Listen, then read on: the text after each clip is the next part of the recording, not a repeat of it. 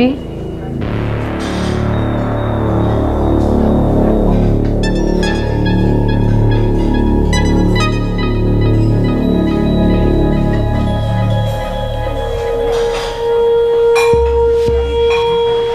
काफी बेसब्र है आप। एक ड्रिंक तो हो जाए मिस्टर, तो बातें, कम से कम इंट्रोडक्शन तो हो जाए। मेरा नाम मोनिका है और आपका?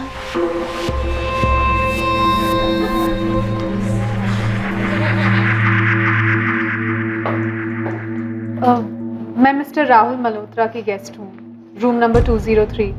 वो मुझे एक्सपेक्ट कर रहे हैं। आपका नाम मैडम? मोनिका। मोनिका क्या? सिर्फ Monika. 1 second, I'll just call him. Mister Rahul Malhotra आपके लिए गेस्ट हैं, miss Monika. Yes sir, room number 203 second floor. Thanks.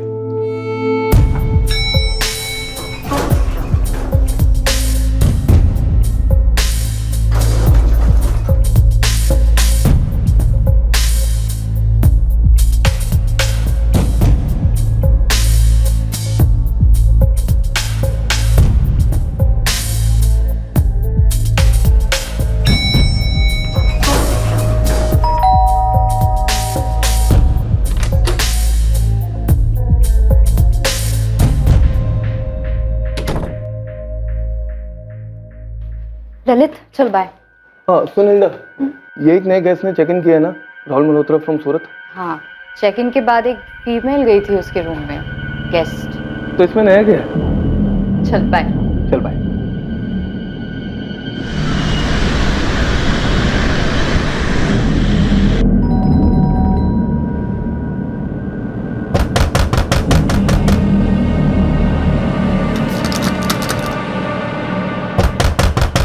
क्या हुआ सर?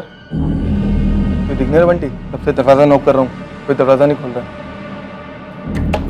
सर मैं सुबह सफाई के लिए आई थी, बहुत बार बेल बजाई लेकिन किसी ने दरवाजा खोला नहीं। मुझे लगा सो रहे होंगे।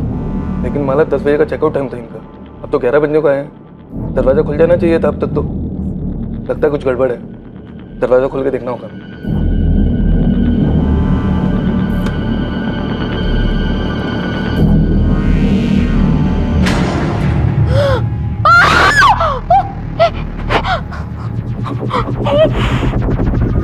Sir, CCTV footage.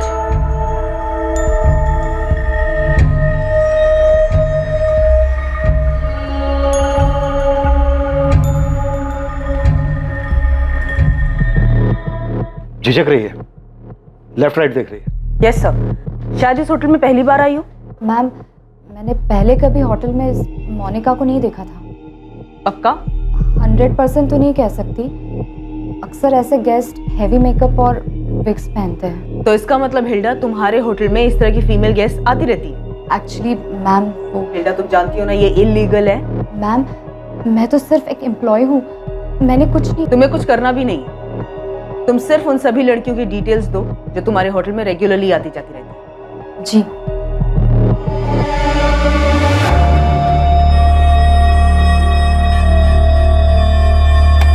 सही आदमी थ्रू आउट नीचे अपने फोन की तरफ देख रहा है, सीसीटीवी अवॉइड कर रहा है।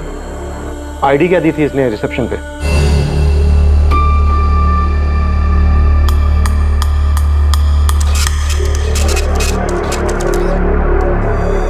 Thank you sir.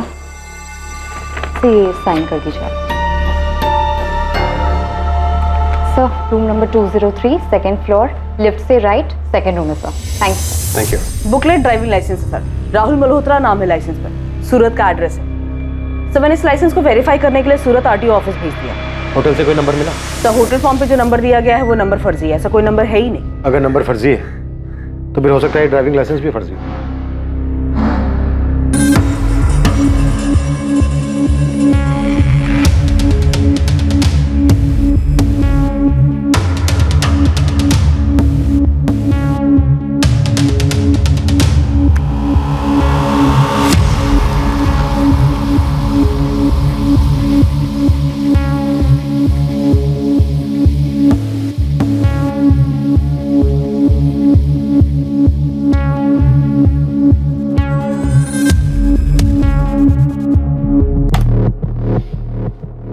आदमी ने चेक इन किया, फिर अपने रूम में गया। उसके थोड़ी देर बाद वो होटल बार में गया, वहां वो औरत उसे मिली। उसके थोड़ी देर बाद वो वापस अपने रूम में आया और उसके 10 मिनट बाद वो औरत उसके रूम में गई। हाँ सर, और उसके बाद अगले दिन? हाँ मैम, पूरे वक्त नीचे सेलफोन की तरफ देखकर बात कर रहा था। मैडम वाकई में मैंने उसका फेस ठीक से नहीं देखा। ललित, हमने सीसीटीवी फुटेज देखा है और उसमें साफ साफ दिखाई दे रहा है कि तुम्हारे और इस राहुल मल्होत्रा के बीच में बातचीत हुई है। क्या बात हुई थी?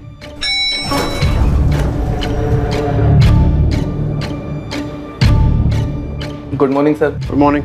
Have a nice job sir. या लेफ्ट साइड अवॉइड कीजिएगा सर, थोड़ा काम चल रहा है। फिर ललित क्लीनिंग स्टाफ के साथ ऊपर रूम में गया और हमें फोन किया। ये लास्ट क्लिप थी सर। तो जाहिर सी बात है किसी वेटर ने डिलीवर किया होगा। ये सब होटल स्टाफ से पता लगाती हूँ और इस रेड आर्च होटल में आने वाली बाकी लड़कियों से भी बात करती हूँ। रिसेप्शनिस्ट ने नंबर्स दिए हैं। अब देखते हैं पोस्टमार्टम रिपोर्ट क्या कहती है। रात के तकरीबन 3 और 4 के बीच। डॉक्टर, इसकी दोनों कलाइयां भी काटी गई हैं। हाँ, किसी बेहद धार वाले इंस्ट्रूमेंट के साथ, मानो कोई सर्जिकल इंस्ट्रूमेंट।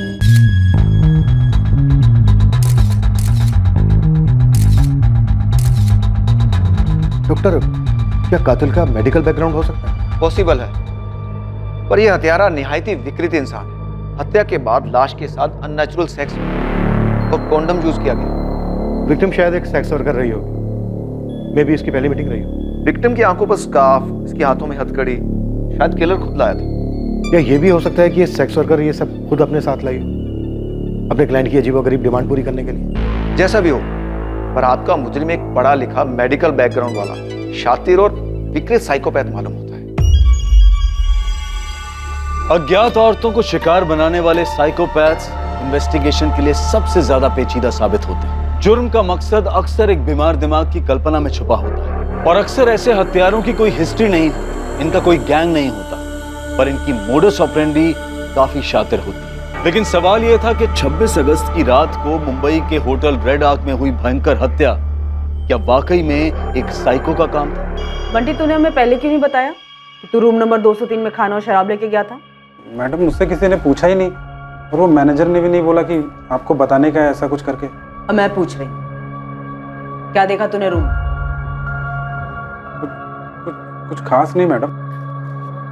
एक लड़की का मर्डर हुआ है, सब खास है, बोल। 2 प्लेट बिरयानी, 1 विस्की की बोतल और 1 सोडा मंगवाया था साहब ने।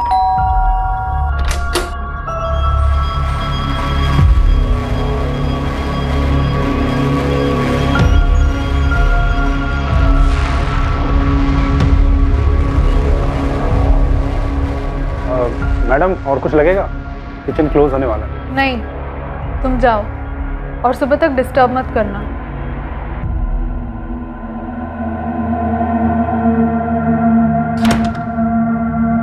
सुना तुमने?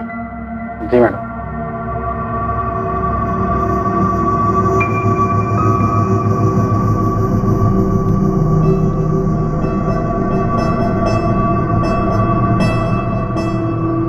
जाओ जाओ यहाँ से और सुबह तक बेल मत बजाना। उस मैडम ने मुझे 200 रुपये टिप दिए और बोला कुछ चाहिए होगा तो बताएंगी। फिर मुझे गुड नाइट बोला, फिर मैंने भी उनको गुड नाइट बोला और वहाँ से निकल गया। तूने उस आदमी का चेहरा नहीं देखा? बिल्कुल नहीं देखा? ध्यान ही नहीं दिया मैडम।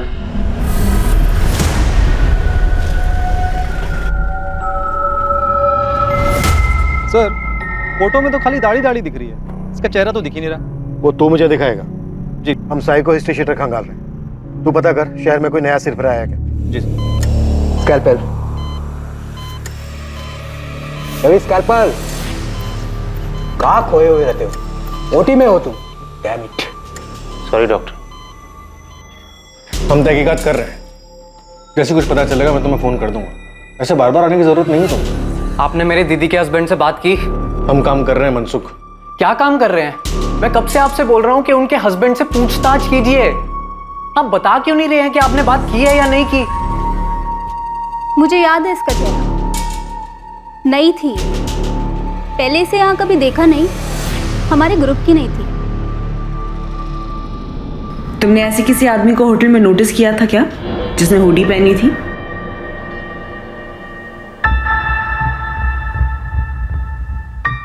ध्यान नहीं दिया। वैसे भी हमारे लिए तो सारे आदमी इस तस्वीर की तरह होते हैं, एकदम धुली। मैं इतना कह सकती हूँ कि वो लड़की नई थी इस लाइन में। छोटी ड्रेस पहन के टांगे कौन छुपाता है?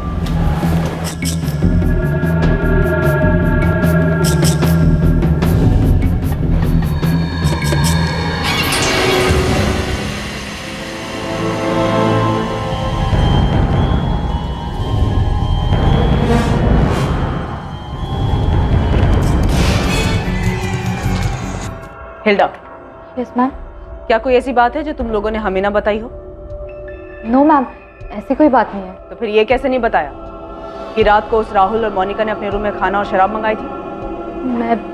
मैं ड्यूटी पर नहीं थी ना मैम। तुम लोग करते रहो मेरी ड्यूटी और उसकी ड्यूटी, पर हम लोग अपनी ड्यूटी करेंगे और तुम सबको चार्जशीट में घसीटेंगे। उसके बाद तुम सबकी वाट लगेगी, समझी?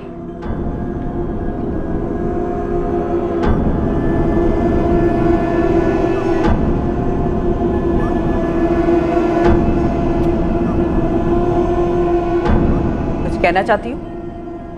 नहीं मैडम। हाँ हाँ मैडम, मैं कुछ कहना चाहती हूँ।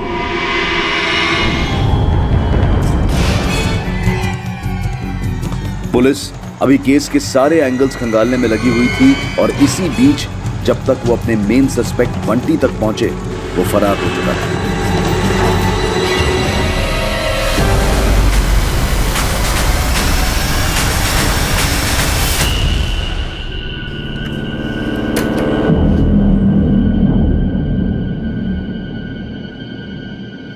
ये बंटी कहाँ गया है? मालूम नहीं मैडम, एक बैग भर के गया है कुछ 20 मिनट पहले। क्यों, क्या हुआ मैडम? सर, वेटर बंटी की खोली से उसके फोन का इंस्ट्रूमेंट मिला। सिम वो लेके गया है जो कि अभी भी ऑफ है। बाकी उसके यहाँ से कुछ भी नहीं मिला सर।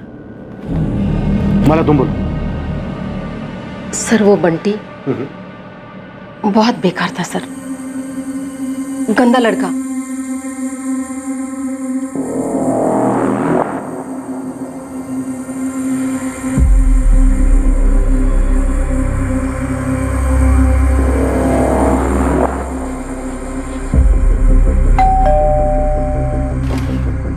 मैडम डिनर ले आओ।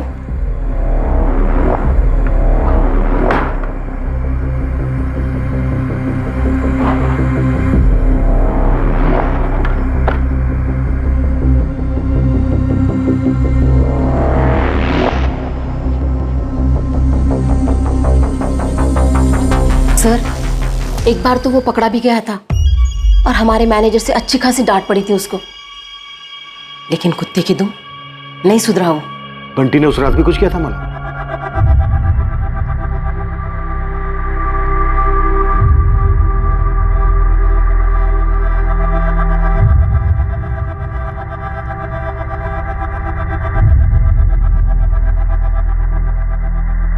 ए बंटी, तू फिर से ये बदी हरकतें कर रहा है? ए, तेरी वीडियो तो नहीं उतारी ना बुड्ढी? चल निकल यहाँ से, हवा नहीं थोड़ी। और सुन, अगर किसी से शिकायत की ना तो किसी दिन काट डालूंगा। चल निकल।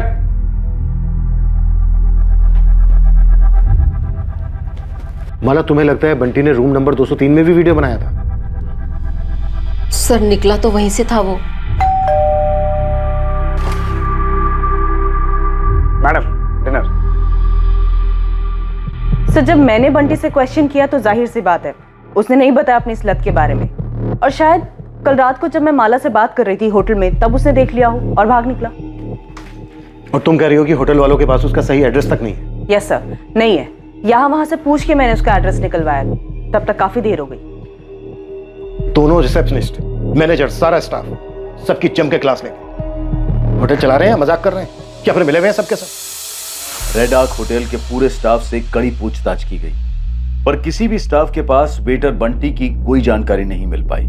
रेड आर्क होटल में वेश्यावृत्ति करने वाली सारी लड़कियों से भी पूछताछ हुई। ना कोई विक्टिम के बारे में कुछ जानता था और ना कातिल के बारे में।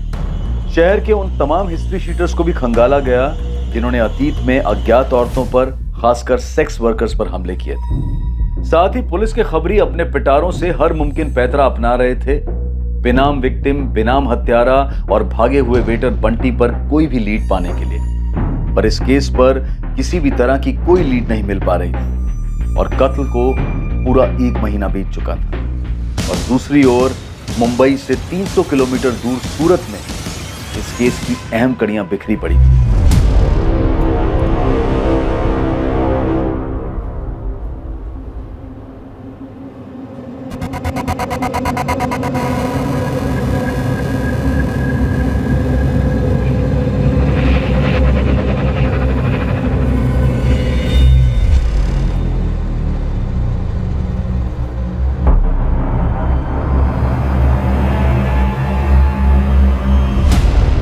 ड्राइविंग लाइसेंस पे सूरत का एड्रेस है। पूरे चांसेस हैं कि ये सूरत में बना होगा, तो हो सकता है ये कातिल भी सूरत का हो।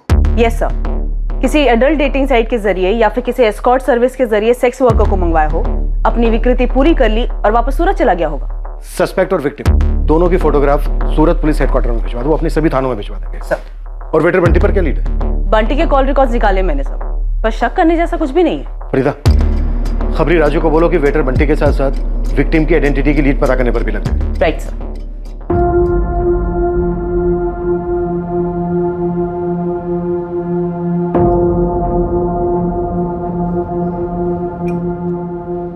पूरा 1 महीना हो गया मनसुख, पुलिस तेरी दीदी का पता नहीं लगा पाई है। पुलिस कह रही है कि प्रफुल्ल जीजा जी से पूछताछ की।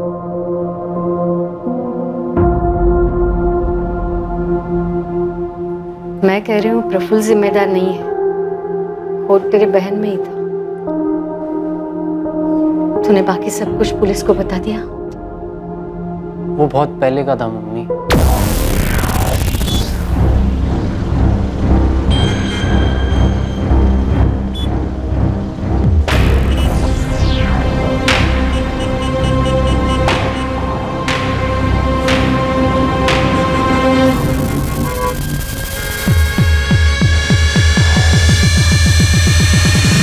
राहुल इंद्र मल्होत्रा की लाइसेंस कॉपी की डिटेल के बारे में जानना था मुझे। ये रिक्वेस्ट मैंने काफी पहले डाली थी, 4 हफ्ते हो चुके हैं। हाँ, वो 2002 के पहले का रजिस्ट्रेशन है ना, बुकलेट लाइसेंस, इसलिए ऑनलाइन नहीं मिला मैडम। हजारों फाइलों में से ढूंढकर हमने इसे निकाला है, इसलिए थोड़ा वक्त लगा। इस राहुल इंद्र मल्होत्रा ने जो एड्रेस डाला है 13/9 केसरबाग, इस एड्रेस पे हरिओम रावल रहता है, जिसके नाम पे ये लाइसेंस 17 साल पहले बना था। तब ये हरिओम 18 साल का था। आप इसकी एक कॉपी मुझे फैक्स कर दीजिए।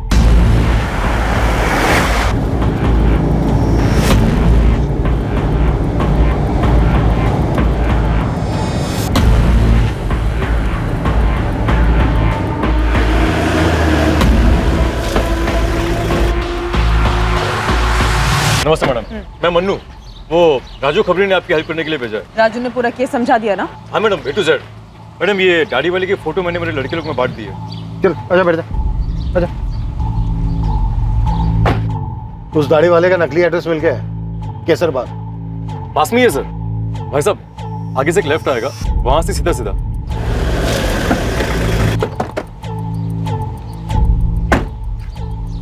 हीरा पटानो, हीरा सर।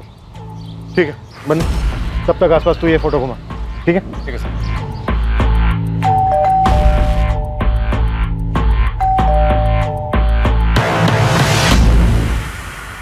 जी, हरिओम रावल। हाँ, ये आप हैं? ये तो मेरी बचपन की फोटो है, लेकिन हुआ क्या है? आप लोग हैं कौन? साहब, छोटा मुंह बड़ी बात, लेकिन भाभी के बिना ऐसा कब तक चलेगा? मुझे तो खाली यही 2 सब्जी बनाने को आती है, वो भी भाभी ने ही सिखाया है। साहब, भाभी कहाँ चली गई? क्या पता बाबू, खुद चली गई है या फिर सोचता हूं तो मेरा दिमाग सुन पड़ जाता है।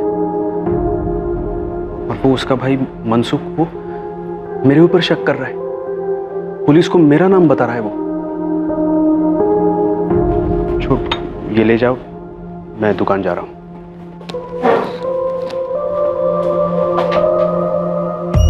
राहुल इंदर मल्होत्रा? नहीं सर, ऐसे किसी आदमी को मैं नहीं जानता। और ये?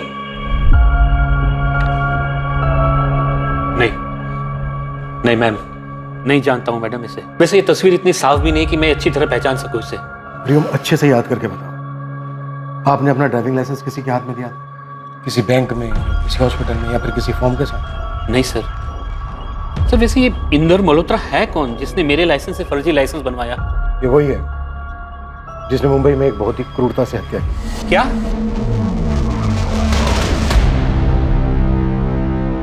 सर मैंने पूरे मोहल्ले में राउंड मार लिया और सबको सीसीटीवी वाला फोटो दिखाया, मगर किसी को पता नहीं है कि ये दाढ़ी वाला इंसान है कौन। फोटो भी तो ऐसी ही है। सर, सूरत पुलिस के न्यू मार्केट थाने से मैसेज आया है। एक औरत की मिसिंग कंप्लेंट दर्ज हुई थी। इसकी फोटो हमारी विक्टिम से मैच होती है सर। कौन है ये? कोई जिग्ना पटेल। इसका एड्रेस भी सेंड किया। यस, यही है। कातिल की खोज में सूरत आई पुलिस को आखिरकार विक्टिम का पता मिल गया था। क्या अब कातिल का पता चलने वाला था? या कातिल वाकई में कोई साइकोपैथ था, या फिर इस केस की हकीकत कुछ और ही थी? ये जिग्ना है हमारी दीदी। ये मुंबई में क्या कर रही हैं? पिछले 1 महीने से गायब है। मैंने यहाँ पे कंप्लेंट लिखवाई थी और वो लोग बोल रहे हैं कि तलाश जारी है। आपको मिली क्या दीदी? बताइए।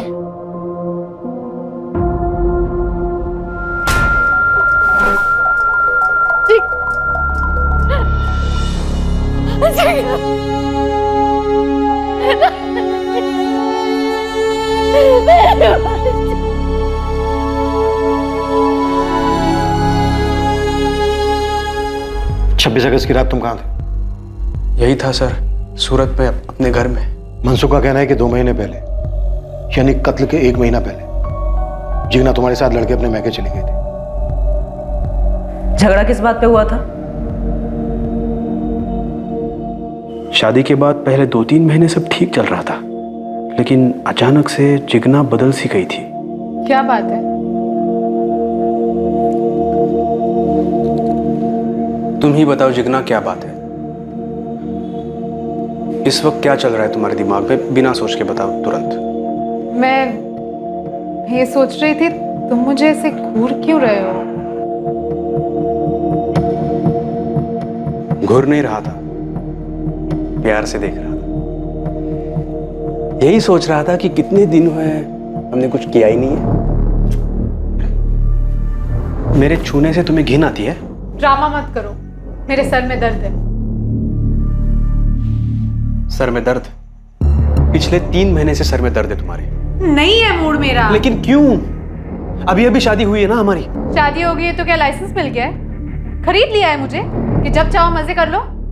सेक्स वर्कर समझते हो? मैंने उसे कई बार कॉल किया, माफी मांगी, घर लौटने को भी कहा। हम फिर एक बार बाहर मिले भी। मेरे पापा मेरी माँ पे हाथ उठाया करते थे, मैं नफरत करती थी उनसे। मैं फिर कभी हाथ नहीं उठाऊंगा, हाथ जोड़ता हूँ Jigna. I am sorry, please घर लौट आओ। देखो, हम सब नए सिरे से शुरू करेंगे।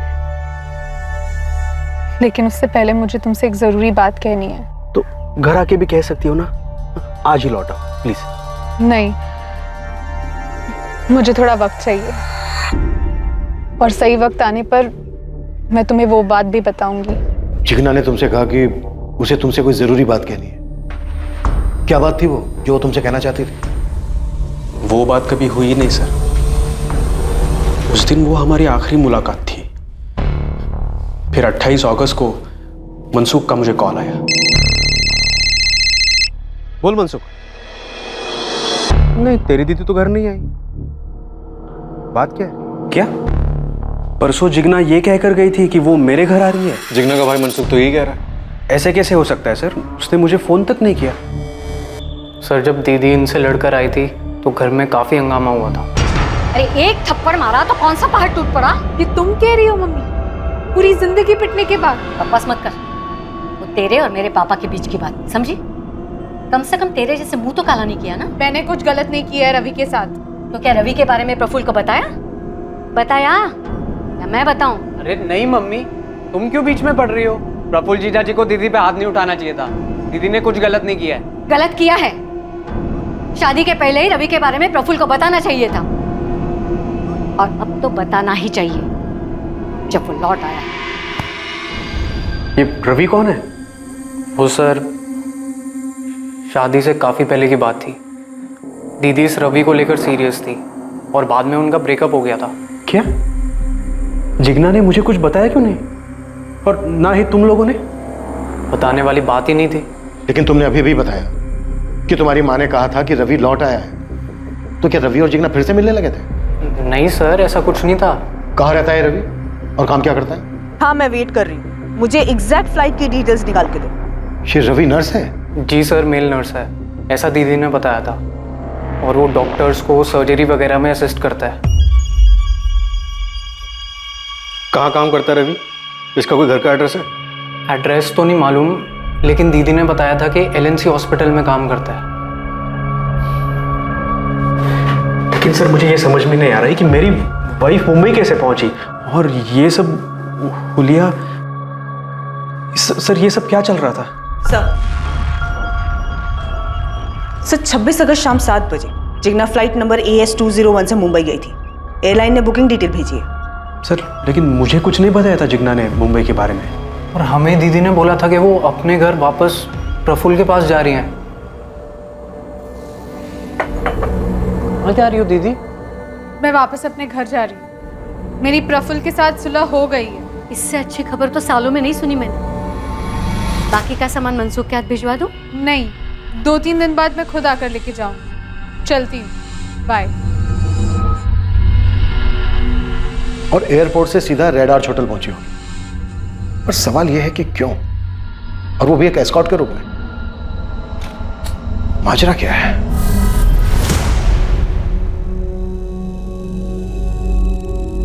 केस के पत्ते अब खुलने लगे थे और छिपे कई राज बाहर आने लगे थे, लेकिन अब भी ऐसे कई सवाल थे जिनके जवाब मिलने बाकी थे।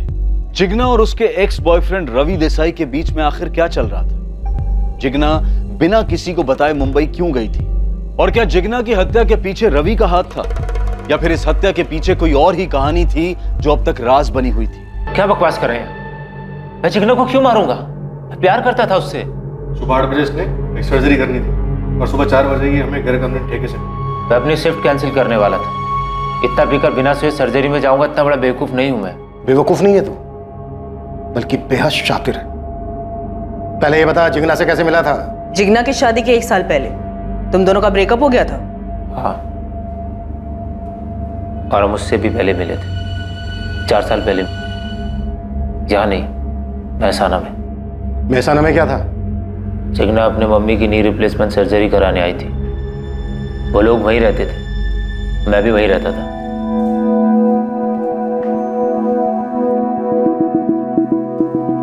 फर्स्ट क्लास गई सर्जरी।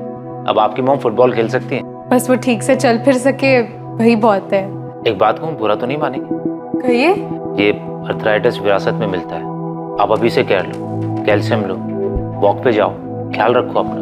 मैं भी अपनी मॉम को रोज सुबह लेके जाता हूँ वॉक पे। That's so sweet. Ravi, Jigna, 3 साल हमारा रिश्ता रहा, सीरियस था। तो फिर टूटा क्यों? जिग्ना के बाबूजी की डेथ हो गई थी। उसकी माँ उसकी तुरंत शादी करना चाहती थी, पर उस वक्त मैं शादी के लिए तैयार नहीं था। तो महसाना से सिर्फ तुम मुझे ये कहना आए हो कि मुझसे शादी नहीं कर सकते? फोन पे कह देते ना। मेरी यूएसए में जॉब लग सकती है। मेल नर्सेज की बहुत शॉर्टेज है वहाँ पे। मेरी लाइफ का एम्बिशन रहा है यूएसए जाना। और अगर मेल नर्स शादीशुदा हो तो उसे यूएसए में एंट्री नहीं मिलती, ऐसा कोई रूल है? अगर अमेरिकन लड़के से शादी हो तो वीज़ा तुरंत लगता है। मेरे दूर के रिश्तेदार वहाँ पे सिटीजन है, उनकी बेटी है। ओह, मेरी पूरी फैमिली की तकदीर बदल जाएगी जिग्ना। मेरी तकदीर तो अभी बदल गई रवि। सॉरी। मैं 1 साल से जिग्ना के टच में नहीं था। मुझे तो ये भी नहीं पता था कि उसकी शादी वादी हो गई। 1 साल के बाद मेरी यहाँ एलएनसी हॉस्पिटल सूरत में पोस्टिंग हुई। उसको मैंने यहीं पे देखा, अपनी माँ को दिखाने आई थी। यूएसए का क्या हुआ? कुछ बोलोगे भी? जैसे तैसे करके यूएस पहुँच तो गया, लेकिन मेरी क्वालिफिकेशन के हिसाब से मेरी जॉब नहीं लग रही थी, और पिंकी के साथ भी कुछ जम नहीं रहा था, इसलिए यहाँ वापस आना पड़ा। Oh sorry. वैसे मैं हैप्पीली मैरिड हूँ। लेकिन ये बात मुझसे हजम ही नहीं हुई। और तुम दोनों का फिर से अफेयर शुरू हो गया? नहीं, मैं पीने लगा। तुमने दिन में पी रखी है रवि, क्या कर रहे हो? जो जॉब यहाँ सूरत एलएनसी में लगी है ना, वो भी छूट जाएगी। सबसे तुम छूट गए हो ना, सब छूट गया। मुझे सुसाइड के अलावा और कोई रास्ता नहीं सूझता है। थप्पड़ खाओगे, फालतू बात मत करो, संभालो अपने आप को, अपनी फैमिली के बारे में सोचो, पीना छोड़ो और किसी अच्छी लड़की से शादी कर लो, समझे? इतना ही हुआ था हमारे बीच। नहीं, जिग्ना मुंबई गई, तू मुंबई गया? जी नहीं, मैं मुंबई नहीं गया था। तो फिर 26 अगस्त की रात को तू कहां था, किसके साथ था? 26 अगस्त कहाँ था?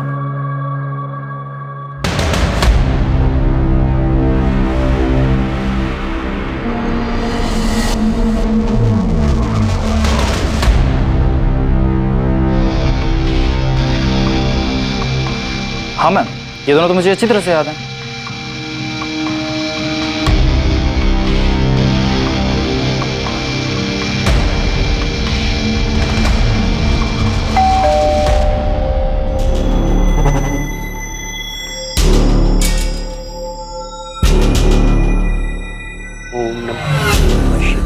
बाबा,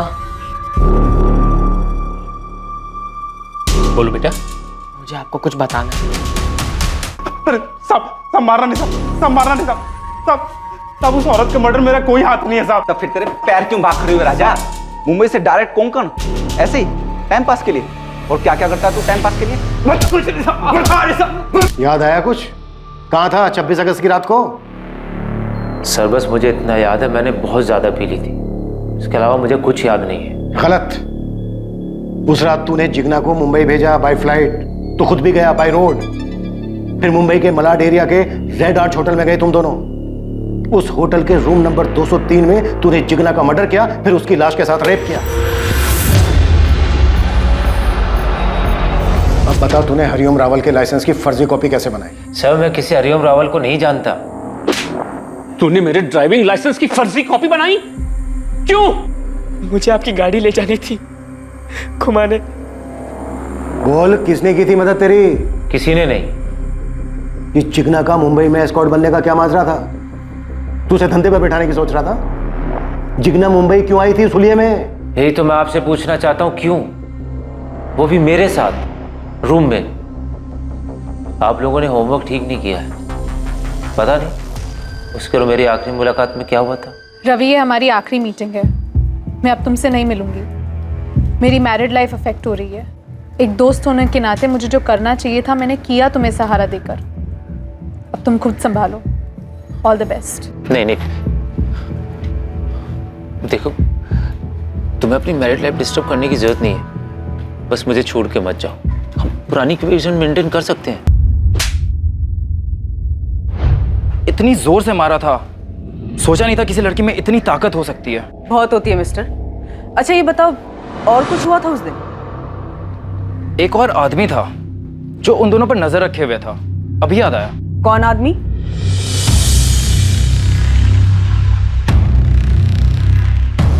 यही था। हेलो हेलो मैडम, मुझे आपको कुछ बताना है। दरअसल मेरा लाइसेंस मिसयूज हुआ है। मेरे अपने बेटे ने मेरी लाइसेंस की कॉपी बनाई थी फर्जी, जाली लाइसेंस बनाने के लिए। कहाँ से बनवाई थी? उसकी स्कूल के पास कोई दुकान है, प्रफुल्ल स्टेशनरी। सब मारो नहीं साहब, मैं सब सच बताता हूँ साहब। सब बता, क्या हुआ तो रात को? ये क्या कह रहे हो सर? से वो साहब, इस बंटी ने कत्ल की रात 203 का वीडियो बनाया था, मेरे हाथ में इस वक्त।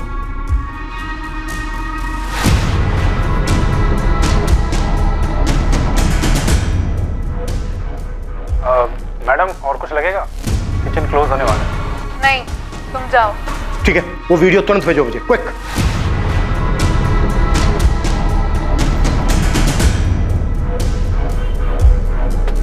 मैडम स्कैल्पेल तो ये भी बेचता है। प्रफुल्ल पटेल, तुम बच्चों की किताबें बेचने के अलावा फोटोकॉपी भी करते हो, बायोलॉजी बॉक्स भी बेचते हो जिसमें स्कैल्पेल भी होता है।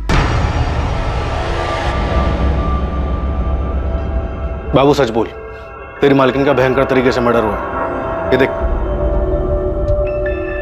साहब, मैंने आपसे झूठ बोला कि उस रात प्रफुल्ल साहब घर पर ही थे। दरअसल शाम को वो बैग पैक करके कहीं निकल गए और अगले दिन सुबह लौटे। नमस्ते साहब। बाबू, किसी ने फोन किया था, पूछा मेरे बारे में? नहीं तो साहब। मेरे लिए नहाने का पानी गर्म करो। हाँ ठीक है साहब। नहीं, तुम जाओ और सुबह तक डिस्टर्ब मत करना।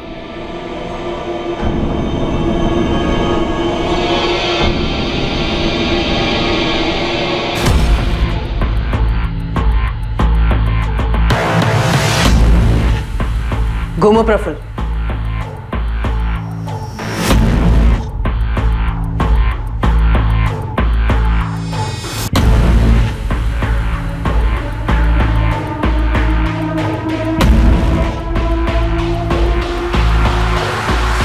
प्रफुल्ल पटेल, सारे सीसीटीवी कैमरास को पीठ दिखा के तूने हमें धोखा दिया। अब देख, तेरी पीठ ने तुझे पकड़वा दिया। मैं रवि के बारे में सब जानता था सर। मैं एक अरसे से पीछा कर रहा था जिग्ना का। प्रफुल्ल, मैं मानती हूँ मेरी गलती है, मुझे तुम्हें पहले ही बता देना चाहिए था, लेकिन मैं उसे पूरी तरीके से भुला चुकी हूँ। वो मेरे लिए एक याद तक नहीं बना। देखो, मैं अब तुमसे और सिर्फ तुमसे प्यार करती हूँ। और सेक्स सिर्फ उससे करती हूँ? नहीं। जब रिश्ता था तुम्हारा, सेक्स होता था ना? सीरियस रिलेशन था, और हाँ, सेक्स भी होता था। जिग्ना, तुम पहली औरत हो मेरी लाइफ में। मेरे लिए सब कुछ तुम ही थी। अब भी हूँ प्रफुल्ल। तुमने जो देखा वो कुछ भी नहीं था। अब कैसे समझाऊं तुम्हें? रवि अचानक से मेरी लाइफ में वापस लौट आया, लेकिन हमारे बीच में ऐसा कुछ भी नहीं है। उसके बाद मैंने उसे फोन पे बहुत पटाया, माफी मांगी, तब जाके वो मुझसे मिलने आई। प्रफुल्ल, मैं चाहती हूँ हम दोनों सब कुछ भुलाकर एक नए सिरे से शुरू करें, और तुम मुझ पर कभी हाथ नहीं उठाओगे, और रवि को लेकर कोई सवाल जवाब नहीं करोगे। नहीं करूंगा, प्रॉमिस। जिग्ना, मैं भी नए सिरे से हमारा रिश्ता शुरू करना चाहता हूं, लेकिन मेरी एक छोटी सी विश है जो तुम्हें पूरी करनी होगी। क्या? देखो, मुझे लगता है कि हम दोनों के बीच में, खासकर बेडरूम में, काफी टेंशन सा रहा है। आज के बाद ऐसा कभी नहीं होगा, आई प्रॉमिस। जिग्ना, मुझे मेरी एक सीक्रेट फैंटेसी पूरी करनी है। कोई सुनेगा तो गलत लगेगा, लेकिन ऐसी कौन सी फैंटेसी है? मैं भी तो सुनूं। मुझे रोल प्ले करना है। कैसा रोल प्ले? जैसा हम दोनों किसी अलग शहर में अजनबी बन के मिले, तुम ग्लैमरस कॉल गर्ल हो और मैं स्टाइलिश क्लाइंट। लगता है मेरी गैर हाजिरी में तुम्हारा दिमाग कुछ ज्यादा ही चल रहा है। जिग्ना, प्लीज, मुझे सिर्फ ये एक फैंटेसी पूरी करनी है। देखो, एक बार हमारी फैमिली शुरू हो जाएगी ना, तो ये सब हो नहीं पाएगा।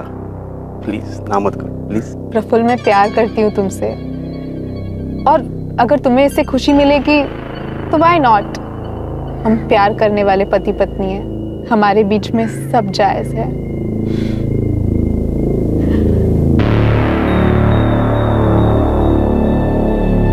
हमने तय किया था कि हम किसी को नहीं बताएंगे कि हम मुंबई जा रहे हैं। प्लान के हिसाब से जिग्ना फ्लाइट से मुंबई पहुंच गई। मैंने उसे होटल का नाम बता रखा था, और मैंने हरिओम रावल की ड्राइविंग लाइसेंस की फर्जी कॉपी बना रखी थी। जिग्ना फ्लाइट से पहले पहुंच गई, और मैं बाय रोड राहुल मल्होत्रा बनकर पहुंचा। राहुल मल्होत्रा ने होटल रेड आर्च में अपनी आईडी दिखाकर रूम नंबर 203 बुक किया, और होटल के बार में राहुल टॉप की कॉल गर्ल मोनिका से मिला। डील हुई पूरी रात की। रूम में भी बड़ी चालाकी से राहुल ने अपना चेहरा छुपाया।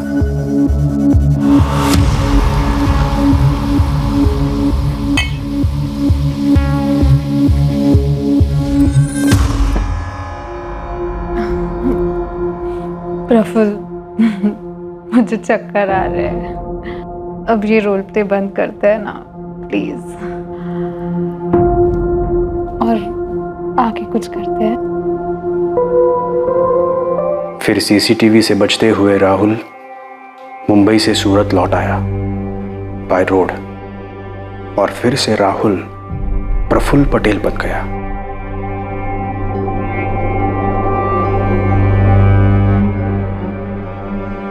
प्रफुल्ल, तुझे अभी भी यकीन नहीं कि शादी के बाद जिग्ना का राहुल के साथ कोई गलत संबंध नहीं था? नहीं। प्रफुल्ल पर अपनी पत्नी जिग्ना के साथ बलात्कार करने और कत्ल के चार्ज लगे हैं और मुकदमा बहुत जल्द शुरू होने की उम्मीद है। जिग्ना के भाई और मां को इस बात को स्वीकार करने में समय लगेगा कि जिग्ना अब इस दुनिया में नहीं रही। और दूसरी तरफ रवि अपनी जिंदगी को यादों के शिकंजे से छुड़ाकर पटरी पर लाने की कोशिश में है। साथ ही वो अपनी शराब की लत को छुड़वाने का इलाज करवा रहा है। पर शक की लत का कोई इलाज नहीं। इससे बचने का शायद सबसे अच्छा तरीका यही है कि इस भयंकर रोग को अपने दिमाग में घर बनाने ही ना दिया जाए। लेकिन कहना जितना आसान है, करना उतना ही मुश्किल है। कोई भी इंसान इस शक करने की बीमारी का शिकार हो सकता है और अपने अपने तरीके से उससे निपटता भी है, पर निपटने का कोई एक फॉर्मूला नहीं है। लेकिन इतना जरूर है कि जब शक का मारा कोई इंसान एक क्रिमिनल कदम उठाने की सोचता है तो एक बार उसे उस आवेश भरी अवस्था से बाहर निकलकर ठंडे दिमाग से सोचना चाहिए कि इस भयंकर कदम का अंजाम कितना भयंकर होगा, क्योंकि किसी भी सूरत में आप कानून के साथ आंख में चोरी नहीं खेल सकते। देखते हैं हमारे आज के एपिसोड की दूसरी कहानी। मम्मी मैं खेलने जा रहा हूँ। ठीक है, लेकिन 6 बजे तक घर आ जाना, देर मत करना। हाँ मम्मी, सवाल ही नहीं उठता। वैसे भी दादा ने कॉमिक जो लाने वाले। हाँ, 6 बजे तक कॉमिक्स आ जाएंगे और नाश्ता भी तैयार हो जाएगा। और हाँ, आलोक चाचू भी आ रहे हैं तुम्हें होमवर्क करवाने के लिए, इसलिए 6 बजे से देर मत करना और जल्दी घर आ जाना। अब मम्मी मैं जाऊँ, वरना मेरी बैटिंग मिस हो जाएगी। हाँ तो जाना, लेकिन 6 बजे से पहले। हाँ मम्मी 6 बजे। बच्चे जब खेलने के लिए निकलते हैं तो वो जोश और उत्साह से भरे हुए होते हैं, मानो उनके पैरों में पंख लगे हुए हैं। ना गुजरे कल का गम, ना आने वाले कल की फिक्र, वो सिर्फ आज में जीते हैं। वो अभी क्या खेलेंगे सिर्फ इसके बारे में सोचते हैं। कोई उन पर नजर रख रहा है, कोई खतरा उनके आसपास मंडरा रहा है, ऐसा ख्याल तो उनके मासूम मन में आता भी नहीं। और एक बच्चे के मन में यह ख्याल आएगा भी कैसे कि कोई उसे नुकसान पहुंचाना चाहता है।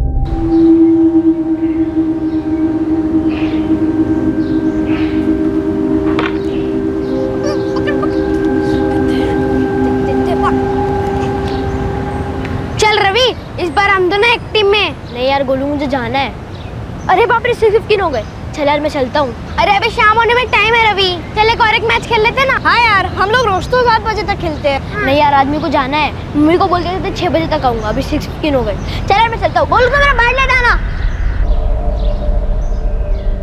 अपनी माँ से किए वादे के अनुसार रवि 6:15 बजे ही खेलना छोड़कर घर के लिए निकल गया था। खेल का मैदान रवि के घर से सिर्फ 10 मिनट की दूरी पर था, लेकिन 16 जून 2018 की उस शाम रवि घर पहुंचा ही नहीं। दादाजी आधा घंटा तो हो गया रवि को यहाँ से गए, और हमसे तो रवि ने ये कहा था कि घर जा रहा हूँ। क्यों पंकज? हाँ कह रहा था, मम्मी ने 6 बजे तक आ जाने को कहा है। रवि अभी तक घर नहीं लौटा, कहाँ जा सकता है?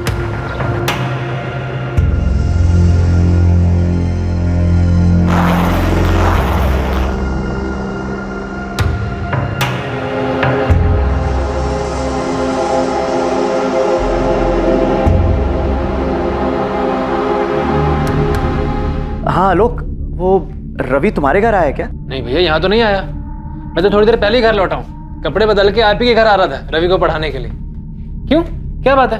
अरे वो रवि रोज की तरह शाम को घर से बाहर खेलने के लिए निकला था, अब तक घर नहीं लौटा है। भैया आप टेंशन मत लीजिए, कहीं कॉलोनी में कहीं होगा या आसपास की बिल्डिंग में कहीं गया होगा। मैं आ रहा हूँ, हम साथ मिलकर ढूंढते हैं। ठीक है।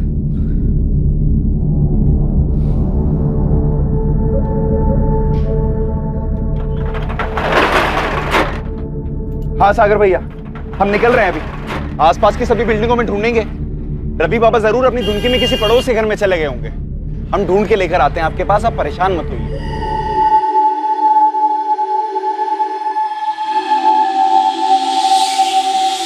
हर्ष मुझे बहुत डर लग रहा है।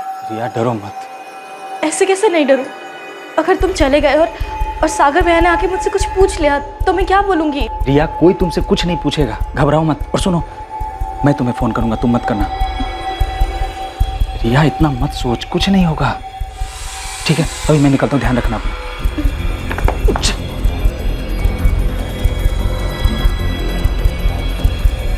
सुमन मैं जा रहा हूँ। अरे रे सुनिए, कहाँ जा रहे हैं आप? अरे तुमने सुना तो सही, वहां नीचे 202 में रवि मिल नहीं रहा है, जाके देखना तो चाहिए। सागर और विद्या बेचारे वहां पे। उन पे तरस खाने जाएंगे ना तो उल्टा वो हम पे बरसेंगे। रहने दीजिए आप। देखो सुमन, ऐसा कुछ नहीं होगा, बात को समझो, तुम्हारे बच्चा नहीं मिल रहा है उनका, मुसीबत में है वो। मुसीबत में हम आ जाएंगे, सीधा शक हम पे जाएगा, आप कहीं जाने की जरूरत नहीं। सुमन। चाचा जी, भाभी, आप दोनों टेंशन मत लीजिए, रवि को हम ढूंढ निकालेंगे। सागर भैया, चल के मैदान के आसपास की बिल्डिंग्स में देखते हैं, रवि यहीं कहीं होगा। चलो।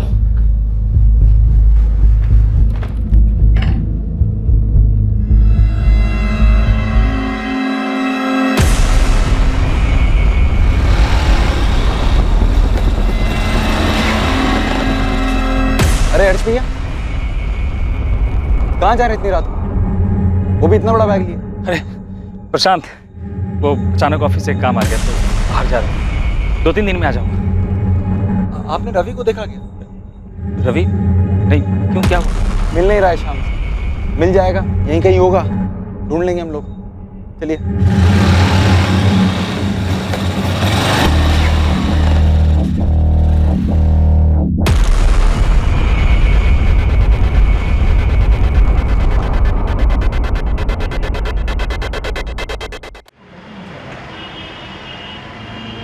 दीदी सच्ची, रवि 6:15 के आसपास चला गया था और बोला था कि घर जा रहा है। चल यार मैं चलता हूँ। अरे अभी शाम होने में टाइम है रवि, चल एक और एक मैच खेल लेते ना। नहीं यार, आदमी को जाना है, मम्मी को बोल के 6 बजे तक आऊंगा, अभी 6:15 हो गए। चल यार मैं चलता हूँ। मुझे तो समझ में नहीं आ रहा है, मैदान हमारी बिल्डिंग से सिर्फ 10 मिनट की दूरी पर है, डेली हमारे बच्चे वहाँ पर खेलने जाते हैं। देखिए रवि कल शाम से गायब है और ये जो कुछ भी हुआ है ये मैदान और इस बिल्डिंग के बीच के रास्ते में हुआ है। सागर जी, हमारी टीम कल रात से आपकी और आसपास की सभी बिल्डिंग्स को खंगाल रही है, लेकिन रवि के बारे में अभी तक कुछ पता नहीं चला।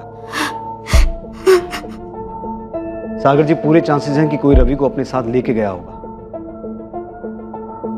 क्या कोई ऐसा है जो रवि को नुकसान पहुंचाकर आपको नुकसान पहुंचाने की कोशिश करे? जी नहीं सर, इस बिल्डिंग में हम 15 साल से रह रहे हैं, हमारी किसी से कोई दुश्मनी नहीं, अगर होती तो भी कोई 9 साल के बच्चे को क्यों नुकसान पहुंचाता? सागर जी, यही तो पता लगाना है।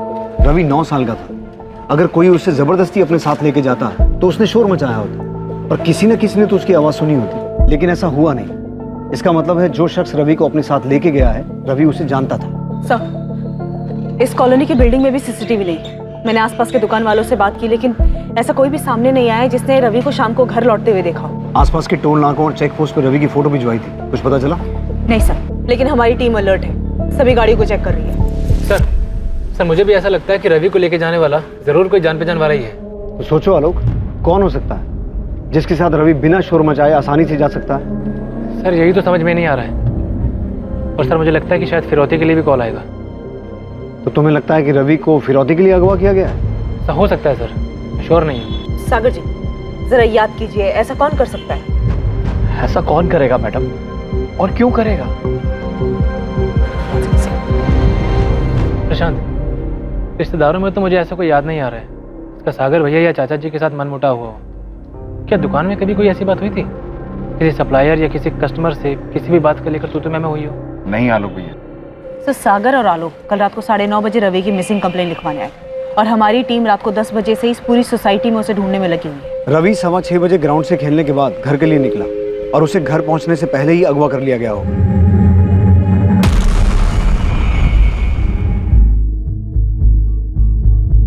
हमारी इन्वेस्टिगेशन 10 बजे शुरू हुई, यानी कि किडनैपर के पास 3.5 घंटे का टाइम था और अभी 12 घंटे बीत गए हैं, लेकिन फिरौती का कोई कॉल नहीं आया। आपका शक सही लग रहा है, ये काम किसी जान पहचान के आदमी का है। कोई ऐसा शख्स जिस पर रवि को पूरी तरह से भरोसा था। ये किडनैपिंग किसी निजी दुश्मनी का बदला निकालने के लिए की गई है। रवि के माँ बाप से संदिग्धों के नाम निकलवाने पड़ेंगे। रवि के परिवार की कभी ना कभी किसी के साथ कोई रंजिश जरूर रही होगी। 9 साल के बच्चे का इस तरह से गायब हो जाना, ये जरूर किसी गहरी नफरत का ही नतीजा हो सकता है। क्या ये नफरत रवि के माँ बाप से थी या फिर खुद 9 साल के मासूम रवि से? क्या वजह थी इस नफरत की जिसकी कीमत रवि को चुकानी पड़ रही थी? सवालों का सिलसिला तो अभी शुरू ही हुआ था। सागर, 2 दिन हो चुके हैं, तुम्हारा और तुम्हारी पत्नी का फोन टैप हो रहा है, फिरौती का कोई कॉल नहीं आया अभी तक। देखो, मैं अपने तजुर्बे से बोल रहा हूँ, ये किडनैपिंग का केस नहीं है, बात कुछ और है। हम नहीं जानते सर, सच में नहीं जानते हम।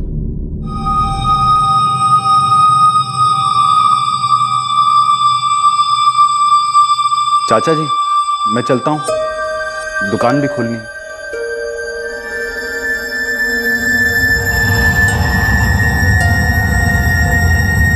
सर, उस मालती विहार कॉलोनी के आसपास के सारे ऑटो रिक्शा छान मारे, सभी दुकानों में भी देखा, पर कहीं कोई लीड नहीं मिल रहा।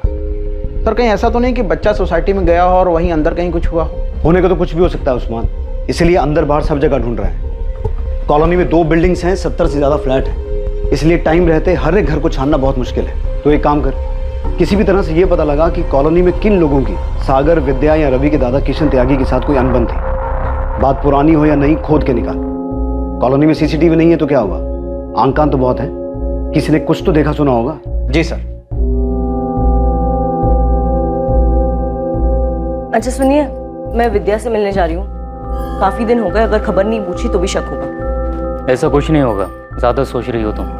विद्या के इस हाल में उसे तुम्हारे सहारे की जरूरत है। आप मुझे मत सिखाइए मुझे क्या करना है, और विद्या पे आपको इतना तरस खाने की जरूरत नहीं है। किस बात की दुश्मनी मैडम? सागर जी तो काफी सीधे साधे व्यापारी हैं। किसी कस्टमर से तो क्या, पिछले 5 साल की नौकरी में उन्होंने मुझसे ऊंची आवाज में बात नहीं करी। अगर सबसे प्यार ही था तो रवि गायब कैसे हो गया? अच्छा ये बताओ, सागर के कोई भाई बहन या उनकी पत्नी विद्या के कोई भाई बहन जिनके साथ जमीन को लेकर कोई लफड़ा या अनबन, ऐसा कुछ सुना है तुमने? रवि बाबा की तरह सागर जी भी अपने पिता की इकलौती औलाद है। विद्या भाभी का पता नहीं मेरे को, पर ऐसा सुना नहीं मैंने कुछ। अच्छा, ये दुकान के अलावा भी कोई बिजनेस है सागर का? बिजनेस नहीं मैडम, किराए पे घर दे रखे हैं। एक अपना घर है, उसके अलावा एक फ्लैट है और 2 घर और हैं। तीनों यहीं पर ही हैं, मालती विहार में। उनमें से 2 किराए पे चढ़ा रखे हैं उन्होंने। कौन कौन है किराएदार? एक तो यहीं रहते हैं 4थे माले पर, अभी अभी शादी हुई है उनकी, रिया यादव और हर्ष यादव। और दूसरे किराएदार?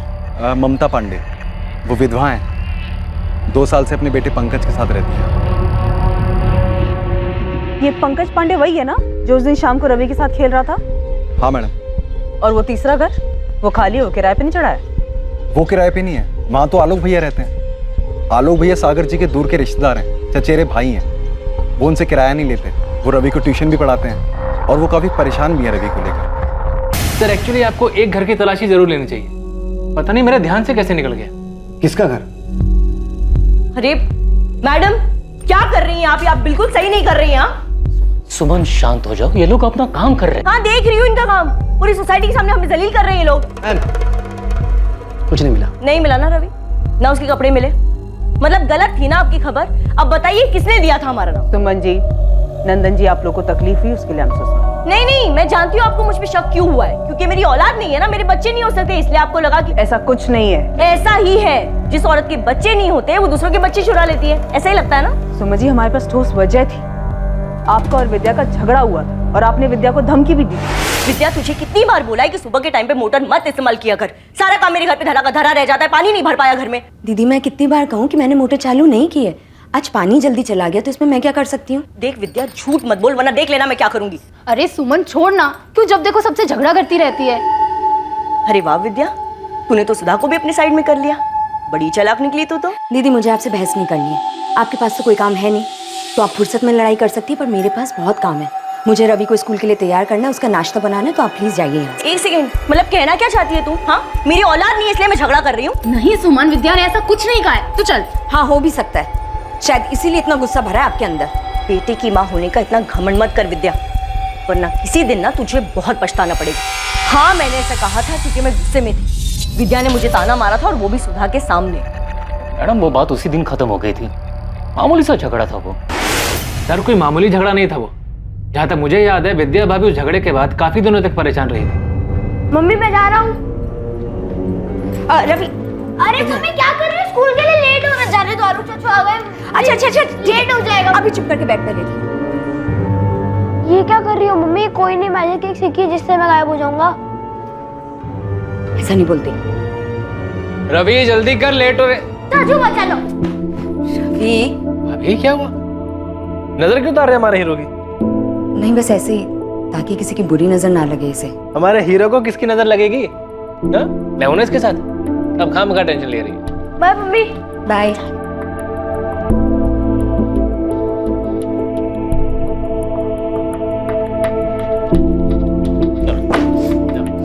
मम्मी मैं खेलने जा रहा हूँ। रवि धीरे, और 1 घंटे में वापस आ जाना। नहीं मम्मी 2 घंटे प्लीज।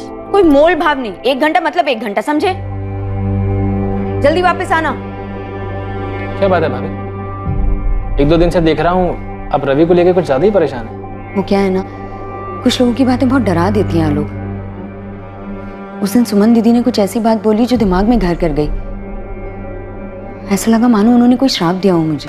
अब कहिए, क्या झूठ है?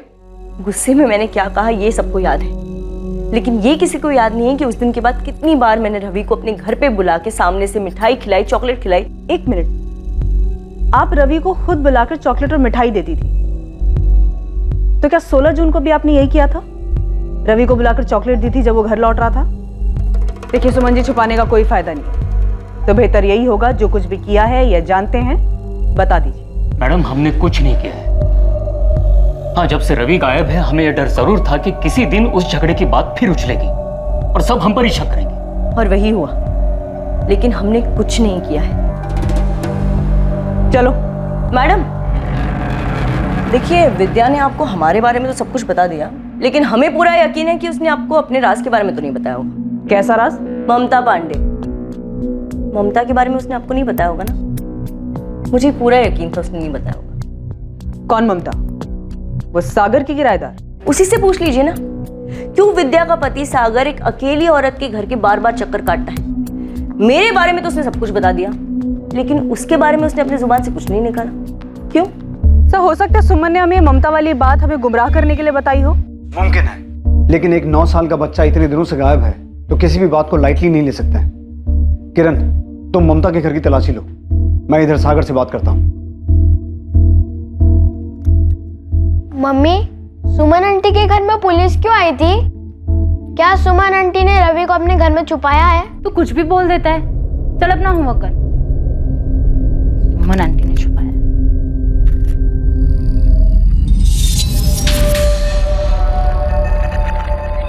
गोलू, उस दिन जब तू रवि के साथ खेल रहा था तो क्या सुमन आंटी वहां से गुजरी थी? पता नहीं मम्मी, मेरा ध्यान नहीं गया। मैं, रवि और पंकज खेलने में लगे थे। शायद पंकज ने कुछ देखा हो।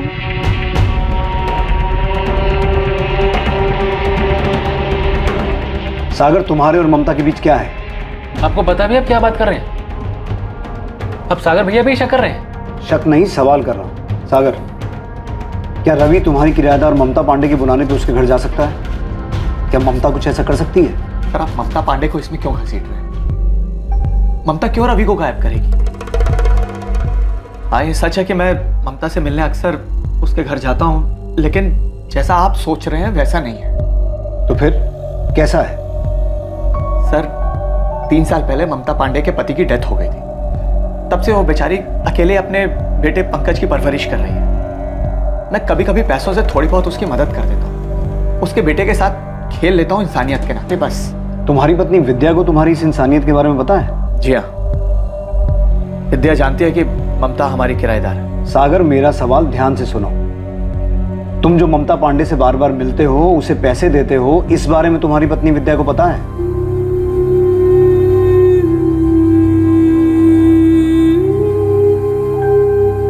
हाँ, सागर अक्सर मुझे पैसों से मदद किया करते थे, और ये बात उसने अपनी पत्नी विद्या से छुपाई भी थी। क्यों छुपाई? मैंने भी यही पूछा था सागर से, और उसे मना भी किया था कि वो ऐसा ना करे, क्योंकि हम कोई गलत काम तो कर नहीं रहे थे। लेकिन उसका कहना था कि अगर ये बात वो विद्या को बताएगा भी तो वो नहीं समझेगी। पर फिर एक दिन विद्या को सब कुछ पता चल गया। आखिरी बार पूछ रही हूँ सागर, जब घर से गए थे तब तुम्हारे पर्स में 5,000 रुपए थे, और अब सिर्फ 1,000 रुपए बचे। 4,000 कहाँ गए? तो मैं बताया तो था कि एक दुकान के सामान की पेमेंट करनी थी, इसलिए। झूठ मत बोलो सागर, तुम ये पैसे ममता को दे रहे हो ना? मैं सब समझती हूँ, बेवकूफ नहीं हूँ। देखो, जैसा तुम समझ रहे हो ना वैसा कुछ नहीं, विश्वास करो मेरा। मैं सिर्फ उसकी थोड़ी सी हेल्प कर देता हूँ, क्योंकि एक छोटे बच्चे की जिम्मेदारी है उसकी। तुम पे भी अपने बच्चे की जिम्मेदारी है सागर, और बेहतर यही होगा कि ममता के बच्चे की फिक्र करने की बजाय तुम अपने बच्चे की फिक्र करो। और इसके बावजूद तुम ममता से मिलते रहे, लेकिन तुम्हारा कोई अफेयर नहीं है, राइट? जी नहीं, हम दोनों को अपनी जिम्मेदारी का एहसास है, लेकिन आपको नहीं है। तभी तो हमारे बेटे रवि को ढूंढने की बजाय ऐसी मनगढ़ंत बातों को पकड़ के बैठ गए आप। अब ये बातें विद्या से मत पूछेगा। वैसे उसकी हालत बुरी है। उससे भी बुरी हालत में तुम्हारा बेटा रवि हो सकता है सागर, लेकिन तुम फिर भी हमसे सच्चाई छुपा रहे हो। मैं आपसे कोई सच्चाई नहीं छुपा रहा हूं। ठीक है, ये बताओ कि ममता का बेटा पंकज और रवि दोस्त है ना, तो रवि कभी कभी जाता था ममता के घर? हाँ, पंकज के साथ एक दो बार रवि घर आया था खेलने के लिए। क्या 16 जून को भी रवि आया था? मैं आपसे कह रहा हूं ममता रवि के साथ कुछ गलत नहीं कर सकती। वो खुद एक माँ है, रवि की उम्र का तो खुद का बच्चा है उसका। और रवि ही एक अड़चन था तुम दोनों के रिश्ते में। ममता शायद जानती थी कि तुम विद्या को तो छोड़ सकते हो लेकिन रवि को नहीं, इसलिए शायद ममता ने। सर, आप रवि को ढूंढिए, और अगर ममता को गिरफ्तार करने से रवि मिल जाता है तो ऐसा ही कीजिए। इस वक्त मुझे मेरा बेटा रवि चाहिए, बस।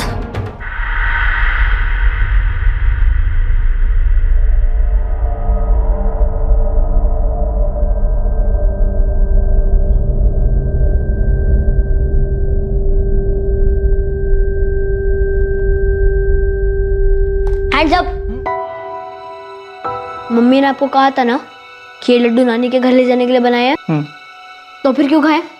अभी उन्हें बता दो। मम्मी चुप कर, मम्मी के मैसेंजर। मम्मी को कुछ नहीं बताएगा तू, ओके? ठीक है, पर उसकी फीस लगेगी। क्या चाहिए तुझे? एक पेस्ट्री, 2 चॉकलेट, और फिर आपका राज राज रहेगा। अच्छा बेटे, तेरे को पता ना रिश्वत मांगना बुरी बात होती है। और पापा, आप भी जानते हो ना कि आप मम्मी से जो ये सब छुपा रहे हो वो सब भी बुरी बात है।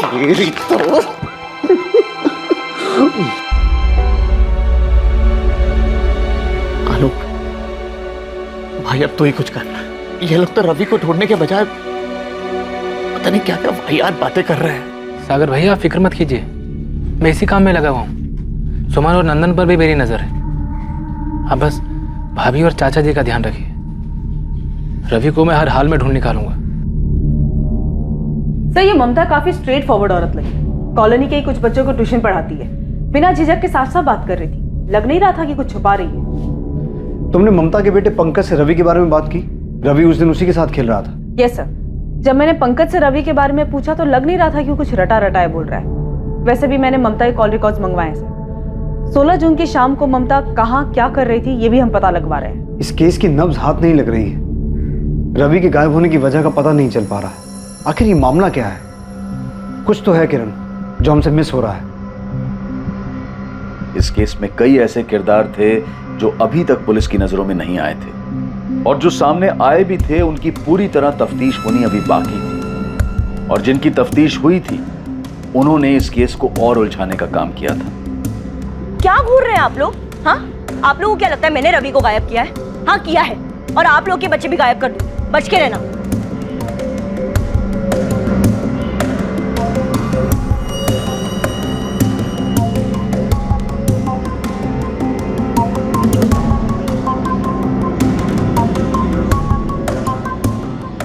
रवि के गायब होने से पूरे इलाके में डर का माहौल था, लेकिन सबसे बड़ी मुश्किल की घड़ी रवि के परिवार वालों के लिए थी।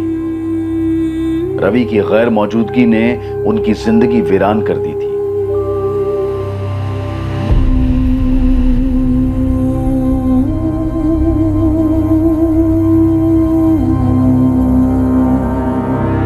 विद्या, आलोक भी ढूंढ रहा है हमारे रवि को। बहुत जल्दी मिल जाएगा हमारा रवि। वो ममता वाली बात, मुझे किसी से कोई लेना देना नहीं है, नहीं मुझे कुछ सुनना है। मुझे सिर्फ मेरा बेटा रवि चाहिए। तुम्हें ममता के पास जाना और नहीं जाना, जो करना है करो, बस मुझे मेरा बेटा रवि ला दो।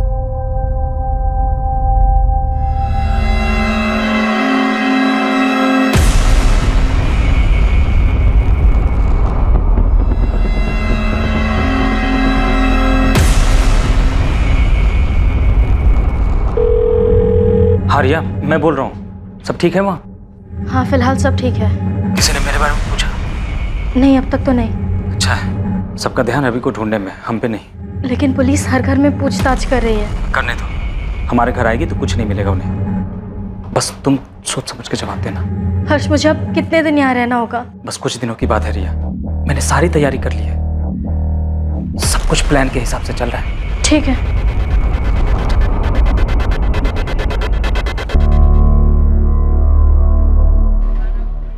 हाँ ममता। रवि का कुछ पता चला? नहीं, पुलिस ढूंढ रही है उसे। आलोक भी कोशिश कर रहा है। पुलिस मुझसे हमारे बारे में पूछ रही थी। मुझसे भी। सागर, मैं जानती हूँ तुम इस वक्त बहुत परेशान हो, लेकिन तुम हिम्मत मत हारना। देखना सब ठीक हो जाएगा।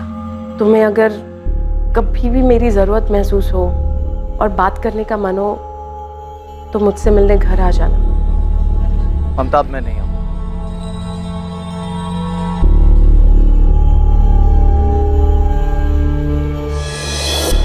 मैम, अगर सुमन और नंदन के 1 महीने के कॉल रिकॉर्ड्स में कुछ नहीं निकला है तो आप उनके 3 महीने के कॉल रिकॉर्ड्स निकलवाइए। और क्या आपने उनकी लोकेशन डिटेल्स चेक की? करेंगे, सब करेंगे और कॉल रिकॉर्ड्स भी निकलवाएंगे, नंदन, सुमन, ममता और तुम्हारे भी। मैं समझता हूँ मैम कि आपको मेरे इस केस में इंटरफेयर करना बिल्कुल पसंद नहीं, और आप ही बताइए मैं कैसे ना करूँ इंटरफेयर। रवि जब से पैदा हुआ है मैंने उसे अपनी गोद में खिलाया मैम। बाकी मेरा आपको परेशान करने का कोई इरादा नहीं। सर, पूरे एरिया में पता किया, ये कॉलोनी बेगिंग माफिया या किडनैपिंग गैंग के रडार में थी ही नहीं। सर, हमने ममता और सुमन पर भी नजर रखी हुई है। ममता भी उस शाम पड़ोस में ट्यूशन पढ़ा रही थी, कहीं से कोई लीड ही नहीं मिल रही है। रवि आखिर है कहाँ? ना कॉलोनी के अंदर कहीं मिल रहा है, ना बाहर किसी मूवमेंट का पता चल रहा है, ना ही अभी तक फिरौती का कॉल आया है। किरण, मुझे बच्चे को लेकर बहुत डर लग रहा है। बहुत टाइम हो गया है, यहाँ तो ऑलरेडी रवि के साथ कुछ हो गया है, या फिर कोई अभी भी सही मौके का इंतजार कर रहा है। विद्या, सामान दे दे, मेरे रवि को वापस कर दीजिए। मैं जानती हूँ कि मुझसे बहुत बड़ी गलती हुई है। आपको जितना भी गुस्सा है ना, आप मुझसे निकाल दीजिए। जो भी सजा देनी है ना, मुझे दे दीजिए। मेरे बेटे रवि को वापस कर दीजिए। अगर आप चाहती हैं ना तो मैं आपके पैर पड़ने को भी नहीं आ रही। विद्या, क्या कर रही हो? उठो, उठो, संभालो अपने आप को। विद्या उठो, प्लीज उठो। मैं सच कह रही हूँ, मुझे नहीं पता रवि कहाँ है। मेरे बेटे को लौटा दीजिए दीदी, मुझे माफ कर दीजिए। मेरे बेटे को लौटा विद्या, चलो। रवि को विद्या बेटा, चलो यहाँ से, चलो।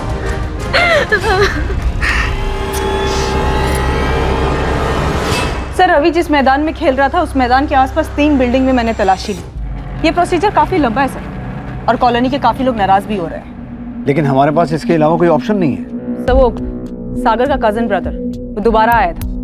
सर, सागर से ज्यादा तो आलोक उतावला रहता है, अपने आइडियाज देता रहता है अलग से। मुझे आलोक पे भी शक होता है।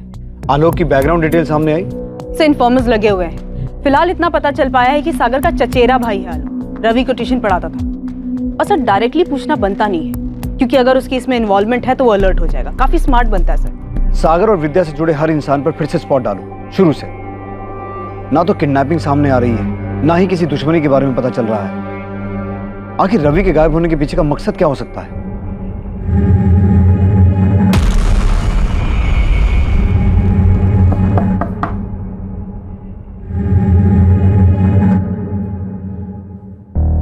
भाभी, आपसे कुछ जरूरी बात करनी है।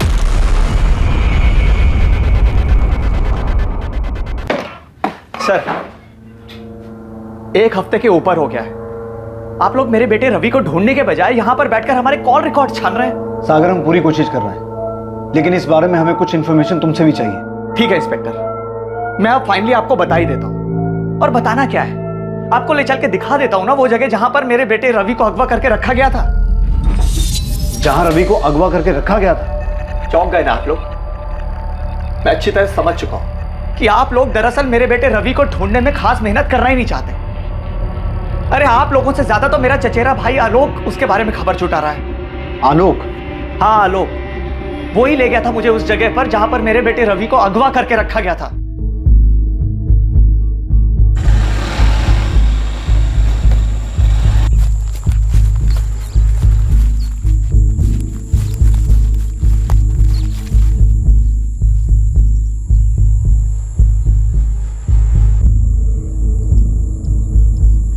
आलोक, यहाँ तो कोई भी नहीं है। तुमने तो कहा था रवि यहीं पे। रवि यहीं था सागर भैया, उन लोगों ने अपना ठिकाना बदल लिया। हमारा रवि अकेला ऐसी जगह पर? आलोक कहाँ होगा रवि? कब मिलेगा हमें? भैया आप टेंशन मत लीजिए, मैं जल्दी ढूंढ निकालूंगा उसे, मिल जाएगा वो। मेरे आदमी इसी काम में लगे हुए। आलोक के लोग? कौन से लोग? उसे कैसे पता उस जगह के बारे में? उसके इन्फॉर्मर्स के जरिए। आलोक के इन्फॉर्मर्स?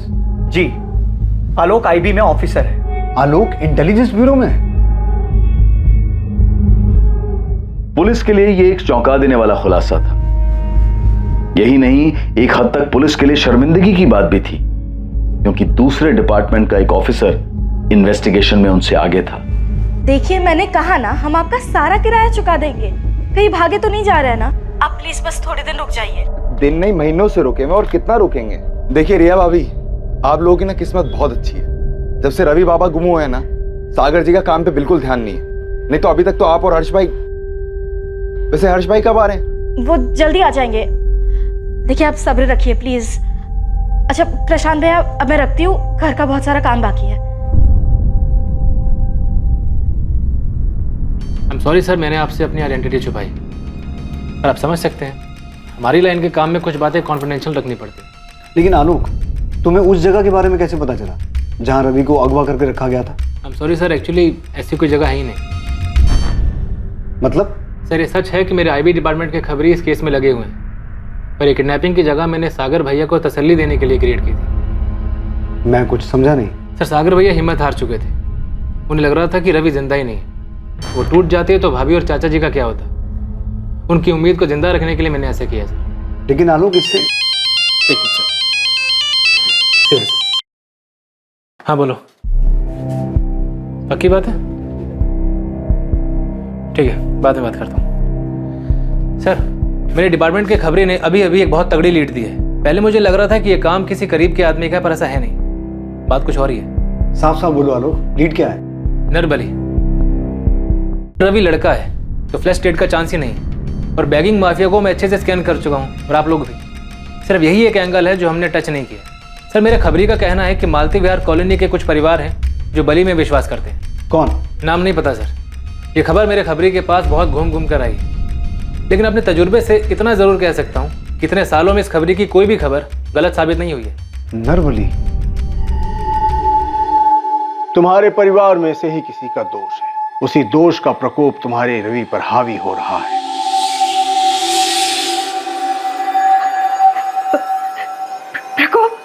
प्रकोप बाबा, मतलब बाबा मेरा बेटा ठीक तो है ना बाबा? तुम्हारे घर के आसपास ही है रवि। आसपास मतलब कहाँ बाबा? प्रतीक्षा करनी होगी। दोष का प्रकोप रवि पर बहुत भारी है। कोई ऐसा तरीका नहीं है जिससे रवि जल्दी आ जाए? कोई विधि वगैरह हो?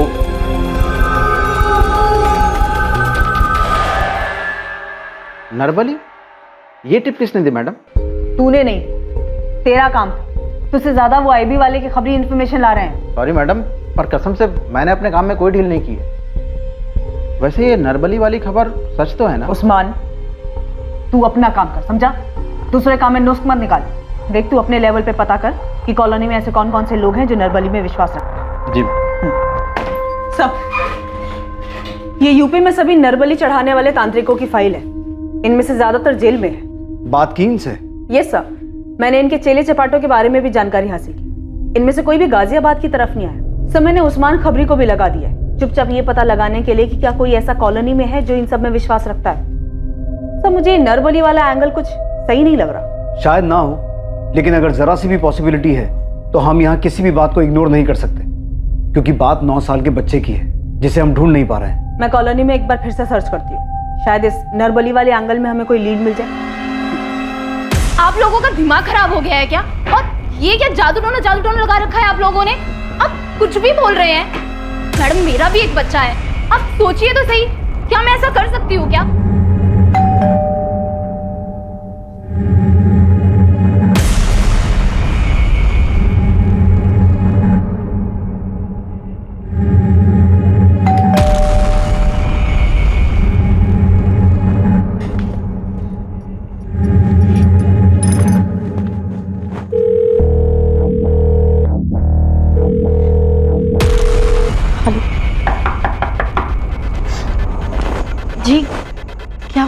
तलाशी लेनी है। एक सेकंड, मेरे पति इस वक्त घर पे नहीं है, तो आप ऐसे जबरदस्ती अंदर नहीं आ सकते। भैया तुम टेंशन मत लो, अगर तुमने कुछ नहीं किया तो तुम्हें कुछ नहीं होगा। ये इनका रूटीन प्रोसीजर है, इन्हें इनका काम करने दो। जय हिंद।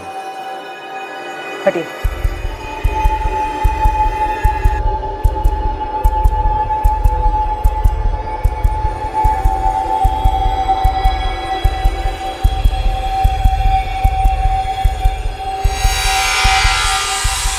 मैम, यहाँ पे कुछ नहीं मिला।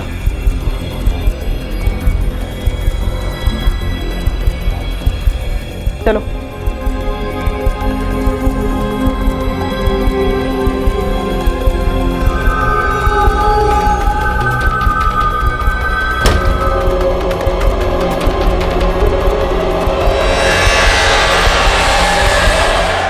ये क्या कर रहे हैं आप लोग?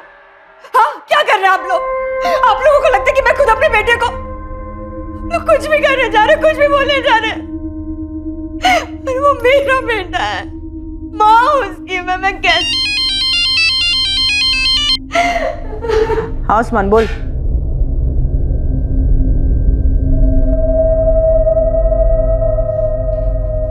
आप खुद बाबा के पास गई थी या कोई लेके गया था? हाँ सर, सच है ये। मैं ले गया था विद्या भाभी को बाबा जी के पास, क्योंकि परेशान थी हूँ बहुत ज्यादा। काला जादू और बलि चढ़ाकर तेरे बाबा परेशानी दूर करते हैं? ये क्या कह रहे हैं आप? मैं बाबा जी में विश्वास रखता हूँ, लेकिन ये काला जादू और बलि वली से मेरा कोई लेन देन नहीं है। मैं तो इसलिए ले गया था विद्या भाभी को, ताकि उनको मन की शांति मिले। लेकिन अगर तू अपनी शांति चाहता है तो सच बोल, वरना ये डंडा बोलेगा। हर्ष, पुलिस ने प्रशांत भैया को पकड़ लिया है। भैया वो सब छोड़ो, तुम आज के आज निकलो वहां से, और जो भी पहली ट्रेन मिले पकड़ के कानपुर आ जाओ। ठीक है। सर ये किस गुनाह की सजा दे रहे हैं सर आप? मैं सच में सागर भैया और भाभी का भला चाहता हूं मैं, ताकि उनको तसल्ली मिले। लेकिन तेरे जवाब से हमें तसल्ली नहीं मिली। सर ये क्या कह रहे हैं सर आप? मैं सच में उस दिन रवि को ढूंढ रहा था, पैंतरा नहीं है ये कोई। सर मुझे कुछ याद आ रहा है सर।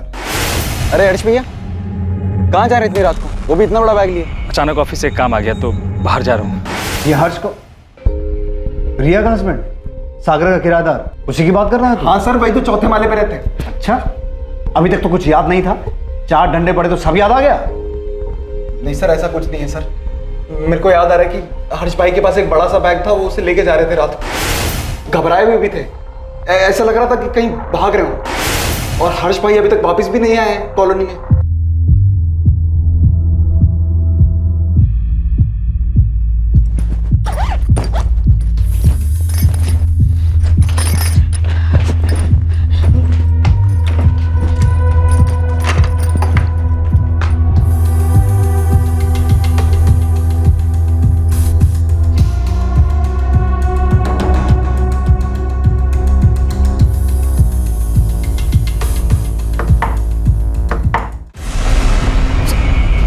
अच्छे से देखो।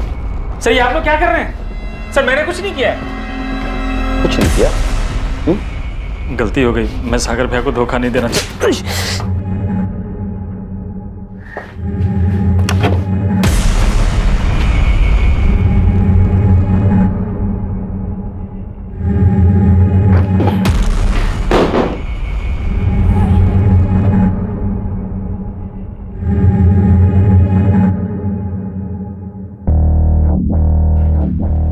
रवि कहाँ है? रवि मुझे नहीं पता सर। सच बोलेगा या हड्डियों को और आजमाना चाहता है? कसम से कह रहा हूँ सर, मैंने रवि को अगवा नहीं किया है। वो तो मैं किराया नहीं दे पा रहा था, इसलिए चुपचाप घर खाली करके भागने का प्लान बनाया। तो ऐसे नहीं बोलेगा तू, तोड़ो इसे। सर मैं सही कर रहा हूँ सर। देखिए, मैं मानती हूँ हमसे गलती हुई है। आपने हमें रहने को घर दिया, हमें भरोसा किया, और हम आपको धोखा देकर जा रहे थे। सागर भैया, विद्या भाभी, मैं कह रही हूँ हर्ष ने रवि को कुछ नहीं किया है। भाभी प्लीज प्लीज आप पुलिस को बोल दीजिए कि वो हर्ष को छोड़ दे प्लीज। सर कुछ मिला आपको हर्ष की इंटरोगेशन से? नहीं आलोक, हर्ष के कॉल रिकॉर्ड्स और लोकेशन डिटेल्स भी स्कैन किए, और कानपुर जिस जगह वो नई नौकरी के लिए गया था वहाँ उसके कलीग से भी बात की। और 16 जून को गाजियाबाद से हर्ष ने जो ट्रेन पकड़ी थी कानपुर के लिए, वहां के भी कुछ आई विटनेस ने कहा है कि उन्होंने हर्ष के साथ कोई बच्चा नहीं देखा। सर आई थिंक हमें हार नहीं माननी चाहिए। वो तो हम हरगिज नहीं मानेंगे आलोक, जब तक ये केस सॉल्व नहीं हो जाता चैन से नहीं बैठे। अगले कई दिनों तक पुलिस पूरी ताकत से रवि को ढूंढने में लगी थी। आलोक की कोशिशें भी जारी थी, लेकिन रवि की गुमशुदगी का राज अब भी राज ही बना हुआ था। रवि को गायब हुए 1 महीना बीत चुका था। गुनहगार को शायद लग रहा था कि उसका जुर्म अब हमेशा के लिए एक राज ही बना रहेगा, लेकिन यह सच की फितरत है, देर सवेर ही सही एक दिन सामने आ ही जाता है, और ऐसा ही इस केस में भी होने वाला था। ठीक है, मैं आता हूं। प्रशांत, मैं थाने जाके आ रहा हूं।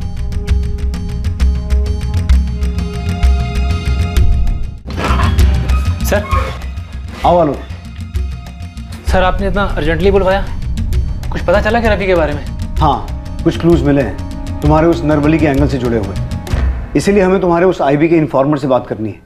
सर एक्चुअली खबरी आईबी डिपार्टमेंट से कनेक्टेड है, तो उनके बारे में आपको जानकारी नहीं दे पाऊंगा। मैं जानता हूँ, इसलिए तुम्हें टेंशन लेने की जरूरत नहीं है। मेरी तुम्हारे आईबी डिपार्टमेंट के हेड से बात हो गई है, इनफैक्ट वो यहीं आए हुए हैं। आइए सर।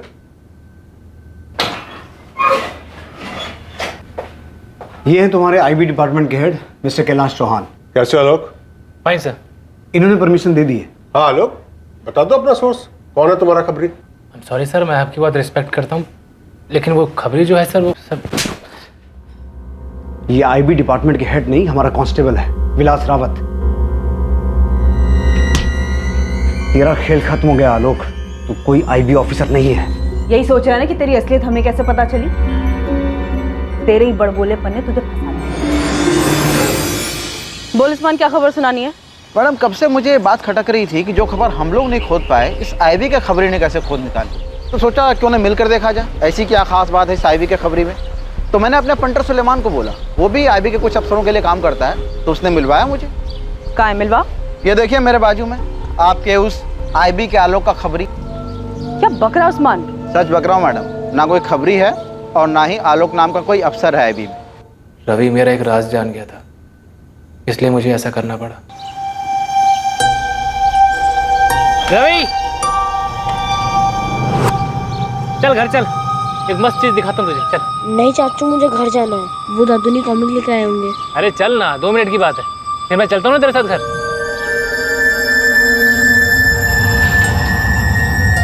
चले? कौन सा राव? क्या जान गया था?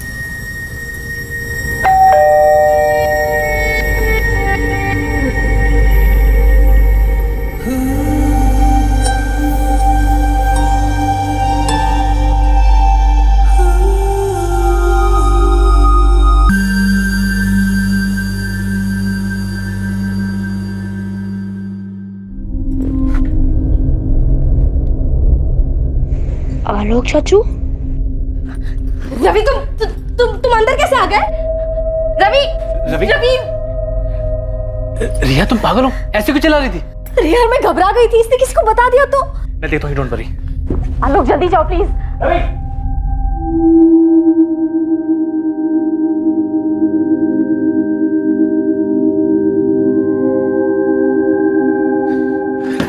मिला रवि, मिला? तूने समझा दिया उसे? नहीं मिला, पता नहीं कहाँ चला गया। नहीं मिला मतलब? अरे तुम्हें समझ आ रहा है आलोक यहाँ क्या हुआ है? रवि ने देख लिया हमें। तुमने दरवाजा कैसे खुला छोड़ दिया? अंदर कैसे आ गया वो? सबको बता देगा, देखना है भगवान। रिया कुछ नहीं होगा, कुछ नहीं होगा, मैं समझा दूंगा उसे, टेंशन मत। आलोक निकलो तुम, अब हम मिल नहीं सकते, तुम निकलो यहाँ से, हमें खत्म करना होगा। ये क्या बोले जा रही तुम? आलोक निकलो यहाँ से, बस हो गया। सर मुझे लगा रिया घबरा गई है, इसलिए ऐसा बोल रही है। उस वक्त मैं वहां से चला गया, और जब रवि मुझे मिला मैंने उसे सब समझा दिया। वो बोला कि मेरा राज राज रखेगा। उसके बाद जब भी मैं उसे पढ़ाने जाता या उसको कहीं भी देखता था, उसकी चुप्पी मुझे डराती थी, और रिया तो मुझसे भी ज्यादा डरी हुई थी। मुझे मिलने तक को मना कर दिया था उसने। आलोक देखो, मैंने कह दिया ना, मैं नहीं मिलूंगी, मतलब मैं नहीं मिलूंगी। देखो जो हो गया सो हो गया, पर मैं और रिस्क नहीं ले सकती। देखो आलोक, मेरा पति हर्ष ना बहुत बोला है, मुझे कभी किसी चीज के लिए नहीं टोकता, लेकिन अगर ये चीज उसे पता चल गई ना, वो बर्दाश्त नहीं कर पाएगा। या तो वो मुझे मार देगा या छोड़ देगा। नहीं रिया, ऐसा कुछ भी नहीं होगा, तुम बेकार में डर रही हो। अगर रवि ने तुम्हारे भैया को ये बात बता दी तो क्या होगा? नहीं बताएगा वो, मैंने समझा दिया उसे। आलोक, रवि अभी बच्चा है और तुम श्योर हो कि वो कभी भी किसी को कुछ भी नहीं बताएगा? कभी नहीं। रिया की बात बिल्कुल सही थी, रिस्क तो था, रवि कभी भी मुंह खोल सकता था। तो मैंने सोचा इसका परमानेंट सॉल्यूशन निकालना पड़ेगा। आप मुझसे एक वादा करेंगे कि वो राज हमेशा आपके और मेरे बीच रहे? हाँ? प्रॉमिस? मैं जाऊं? हाँ बेटा, जाओ।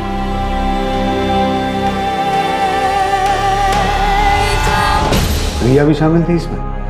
नहीं, उसे कुछ नहीं पता। एक बार उसने मुझसे पूछा भी था कि क्या तुमने रवि के साथ कुछ किया है। मैंने कुछ नहीं बताया उसे।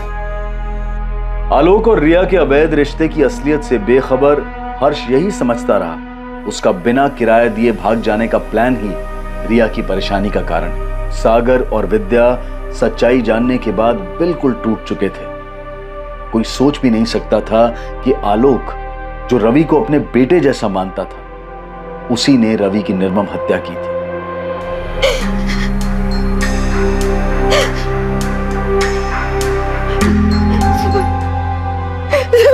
मेरा रवि, मेरा रवि। इतने लंबे समय तक रवि की लाश आलोक के घर में ही थी, लेकिन आस पड़ोस वालों को पता भी नहीं चला। आलोक से पूछने पर उसने बताया कि वो लाश पर लगातार इत्र छिड़कता रहा ताकि आसपास के लोगों को लाश की बदबू ना आए। अगर रिया और आलोक के रिश्ते का सच सबके सामने आ जाता तो ज्यादा से ज्यादा क्या होता, उनकी निजी जिंदगी और रिश्तों में तनाव पैदा हो जाता। जाहिर है कि उनके सगे संबंधियों को यह सच जानकर ठेस पहुंचती, लेकिन वक्त के साथ ये दौर भी गुजर जाता। लेकिन सिर्फ इस सच को छुपाने के लिए एक मासूम बच्चे की हत्या कर दी गई। रवि की जान के सामने इन दोनों का सच और डर बहुत ही महत्वहीन था, पर दुर्भाग्यवश बेकसूर होते हुए भी इस राज की कीमत रवि को अपनी जान गंवाकर चुकानी पड़ी। अब मैं अनूप सोनी आपसे विदा लेता हूं। फिर मुलाकात होगी एक और नए केस के साथ कल रात 11 बजे। और याद रखें, क्राइम और आपके बीच में सिर्फ इतना फर्क है कि आप कितने सतर्क हैं। सतर्क रहें, सुरक्षित रहें। जय हिंद। क्राइम पेट्रोल्स के और भी दिलचस्प कहानी देखने के लिए हमारे चैनल को सब्सक्राइब करें और बेल आइकॉन दबाना न भूलें।